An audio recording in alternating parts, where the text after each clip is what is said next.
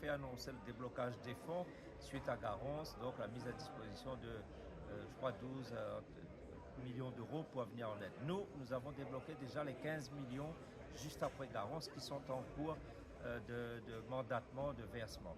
Ce que je voudrais souligner, c'est qu'aujourd'hui, eh bien, il y a eu de la part de tous les partenaires un engagement fort à continuer à soutenir cette filière.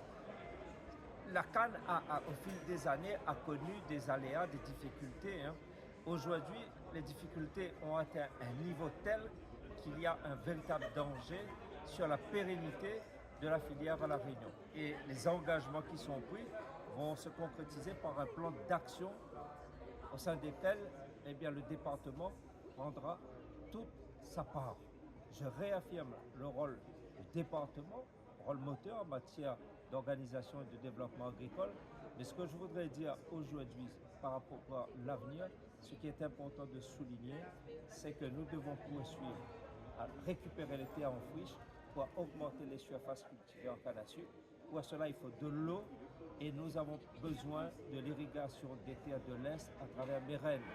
Nous avons besoin d'irriguer les terres des Hauts. Nous avons besoin de continuer à travailler pour améliorer les chemins agricoles. Tout cela, ce sont les contributions du département au profit des agriculteurs.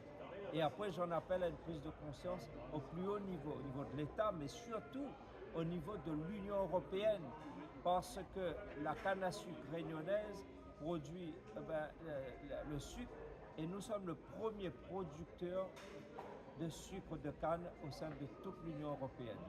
Et ça, je veux dire, c'est extrêmement important parce qu'il y a toute la participation de la Réunion au sein de l'Union européenne qu'il faut souligner. Et si l'Union européenne n'est pas au rendez-vous aux côtés de l'État et de nos collectivités locales pour continuer à accompagner la filière, le POSEI n'a pas été revu depuis des années et des années, 2007. Cela ne peut plus être tenable. Et tout le monde s'est engagé. Le président de la République, les ministres, moi-même j'étais à Bruxelles, j'ai rencontré les dirigeants de la PAC, de la politique commune agricole à Bruxelles. Tout le monde dit que le POSEI doit être revu à la hausse. C'est un souhait fort parce que s'il n'y a pas de moyens financiers, je ne vois pas comment nous allons nous en sortir. Et donc, la révision du POSEI est une priorité.